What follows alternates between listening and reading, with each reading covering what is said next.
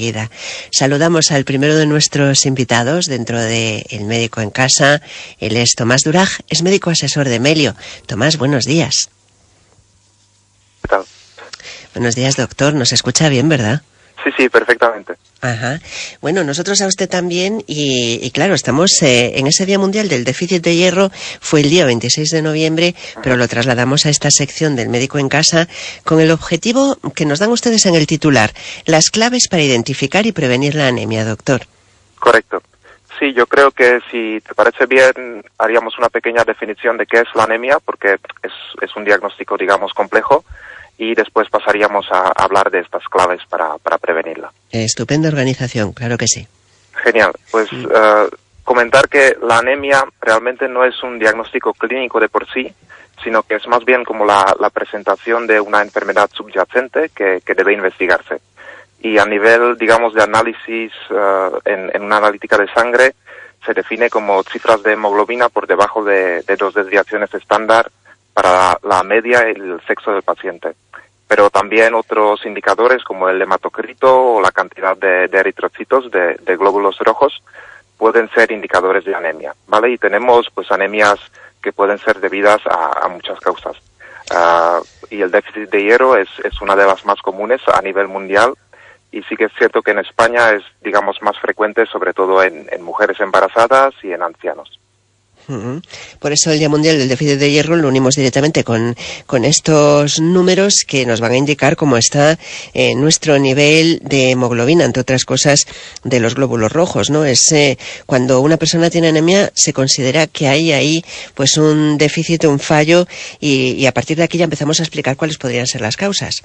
Correcto, sí, la hemoglobina realmente es la proteína dentro de los eritrocitos, de los glóbulos rojos, que se encarga del transporte de oxígeno, y el hierro es, digamos, un componente esencial sin el cual no puede desempeñar su función.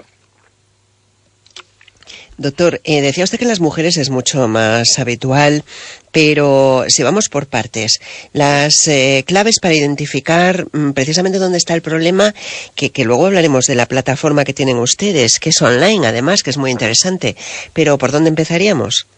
Sí, yo creo que lo primero realmente son como 4 puntos clave.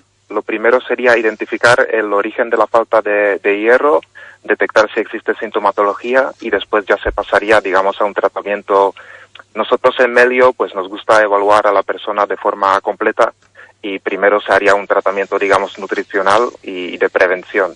Y en caso de que fuese necesario, si se detecta un déficit grave, pues ya se recomienda pues suplementar hierro.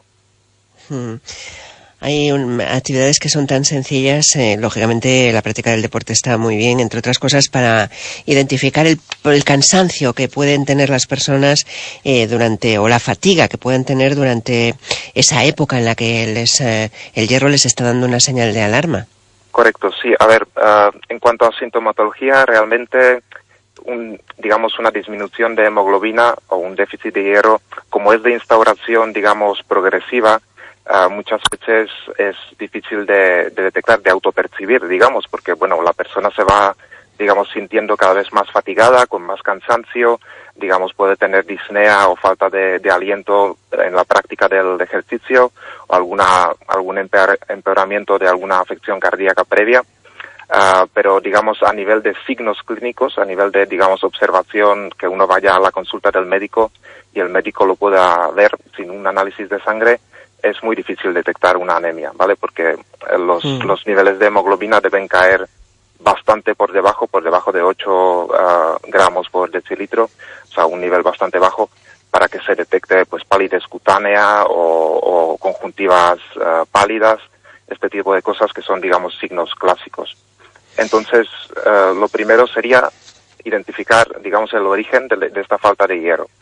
Si digamos, tenemos una analítica, la analítica no nos va a decir el origen de la falta de hierro. Entonces sí que debemos, pues el paciente debe pensar y debemos discutir si existe pues una ingesta insuficiente, que puede ser en casos de alguna dieta especial o una gran restricción calórica, o bien pues enfermedades como la enfermedad celíaca, donde disminuye la absorción intestinal, o pérdida de sangre abundante, que puede ser algo tan común como como el periodo, una menstruación abundante, o en personas mayores es muy frecuente pues un sangrado digestivo que es inadvertido sin que el paciente se dé cuenta.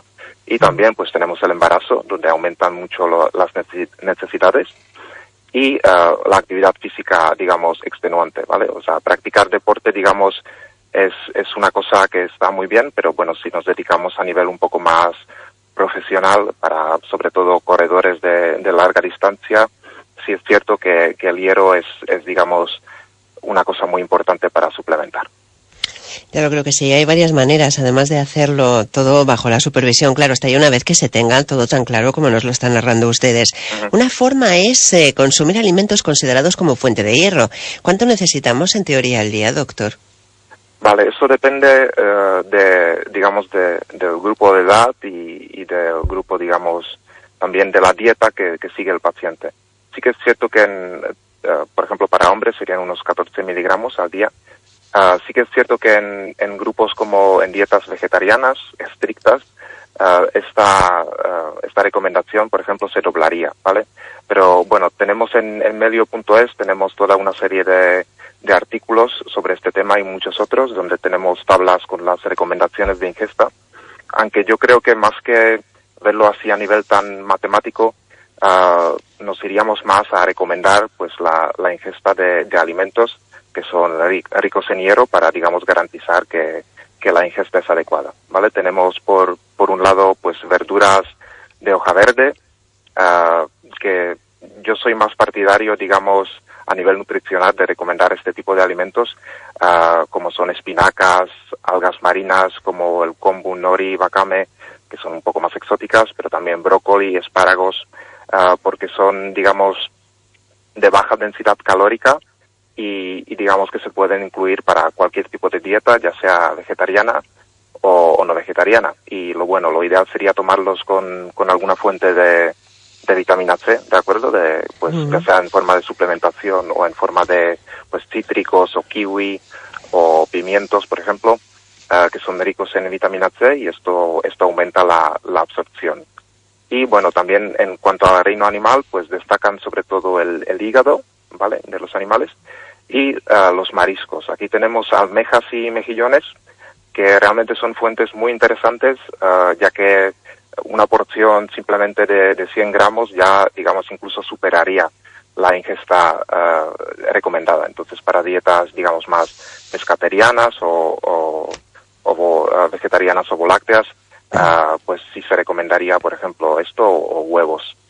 Y bueno, yo creo que, así para matizar, dado que, digamos, la anemia es como una presentación subyacente de algún problema, a lo mejor más de tipo nutricional, yo creo que para revertir este tipo de afectación, creo que nos deberíamos centrar en tomar, digamos, una decisión consciente y organizada, ¿vale?, para incluir este tipo de alimentos a diario en nuestra dieta.